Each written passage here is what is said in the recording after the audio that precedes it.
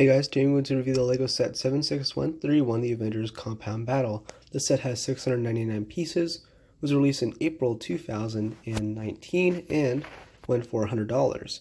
So first, let's go over the minifigures and big figs, and in general, just all the figures.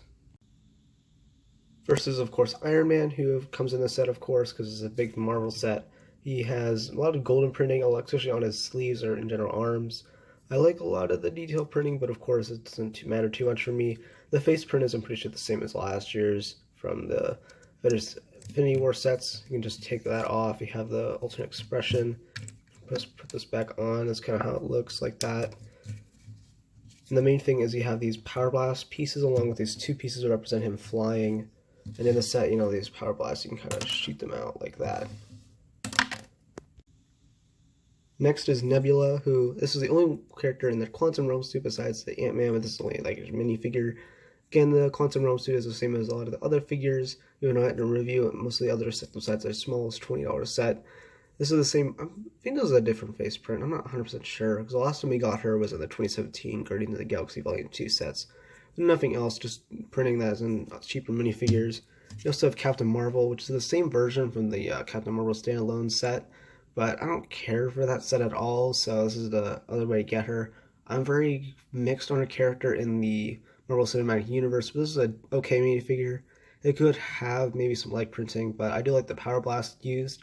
There's a more accurate color, and they give you a pretty good variety. This is most of them here. I think there's like a couple of the fish pieces left out, but I do like the building techniques they use for that. And this is the Jin Urso kind of face print that they've been using. They also use this for like Black Widow as well, I'm pretty sure. But it's also nice to give us this kind of base.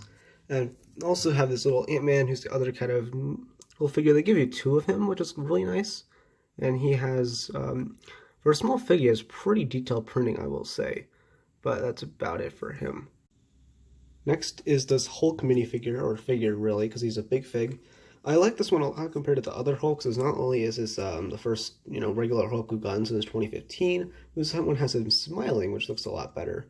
Especially since this is supposed to be his Professor Hulk, but I don't really care too much. That doesn't have the glasses or anything. Especially if you just want a regular Hulk from the first couple of Avengers films. He has a nice, not really printing, but just kind of detailing for his abs. There's not too much printing in general. There's a little bit of blackness on him. Show for the pants and of course the hair. This is a pretty good big fig, I would say. There's also this little bad guy figure, the Outrider, but they came in quite a few sets during the Avengers Endgame and Infinity War lineup. But I think they're okay for army building, but you kind of just get one of them in the set, which I think is just kind of But then again, you also get Thanos. He is of course the big figure we want from this set. And this is the only way to get this version of him. The main standout from the 2018 one is this one has arm printing to show more of his armor. And of course this is slightly different detailing than the 2018 one for the helmet and different color for the clothing. You also have this giant hammer instead of a sword. I also felt that they should have just done the double-bladed sword. That would have actually been accurate compared to the last film. But this hammer isn't much. It's just like, hey, you can kind of spin this around, I guess, and you can whack enemies. But I usually don't have that hammer on him when displaying, because this set also goes with the Infinity Gauntlet. You get these two stones here, the Time Stone and the Power Stone, which, I guess that's the ones I wanted to go with. So you can kind of put that on, and it looks pretty good. You also can put the other stones on him like this. Now with all those stones, he looks, well, pretty menacing, I'd say. Of course, you had to get a lot of the Infinity War sets or that one Avengers Endgame set that's coming out later this month or whenever it's going to come up. That looks pretty cool, and you can, of course, display it like this. Now, ever since the set was revealed back in March, many are just saying this is a bad or mediocre set, not just because of the figures, but because of the build itself, that they could have done more with this kind of idea, like having certain rooms from the movie itself. But I feel like this is a decent set. Not great, but decent. I mean, the main complaint here definitely is the garage, where you can open this up and you have this car. This is definitely the weakest part of the set, where it's just a car. A Lego City-esque car, especially in the design of it, with this piece here that's been used since like 2010 or even before then, I'm pretty sure. You can see you can sit someone down there, and you have this little turret where you can spin this around, you can shoot this out, and of course stud will hop out. I'm not going to do that, but you can level this up. You can probably put like a figure there too. But it's just, it's a very militarized car. That's about it.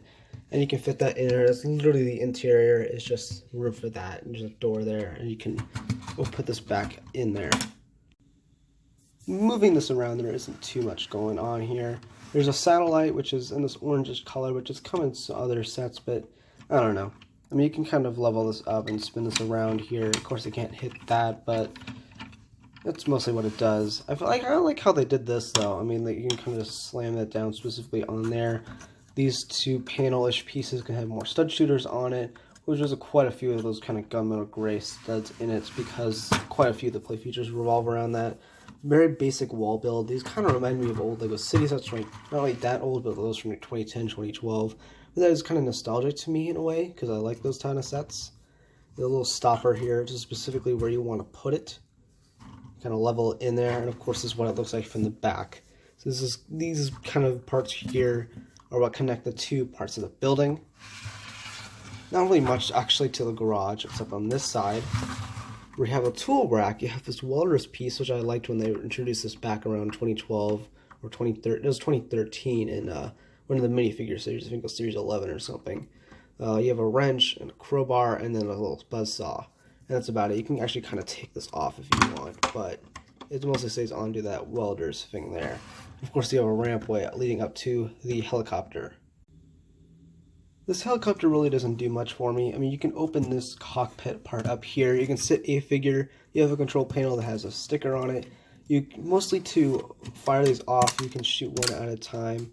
And now they're flying everywhere, but you kind of get the gist. I'm not going to shoot all 6, and there are 6 of them here.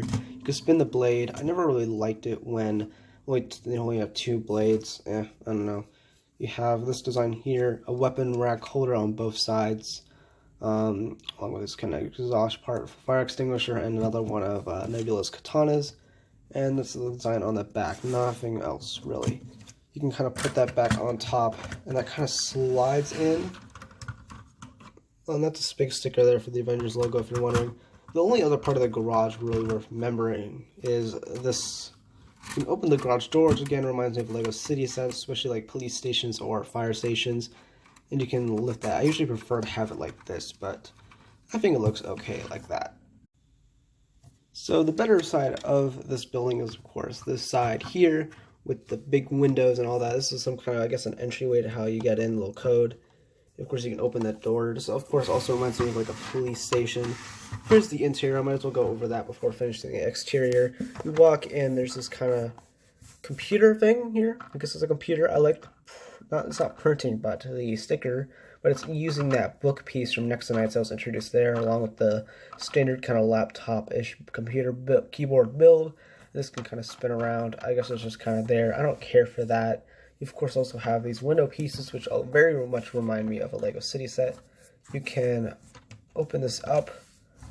There's nothing much here. You kind of just open this up here. That's all it really is. This is some laser prison where you can put Thanos' glove. And you kind of stick the Technic pin into that. And all you do is you slide that in. That's it. That's really all this use is for.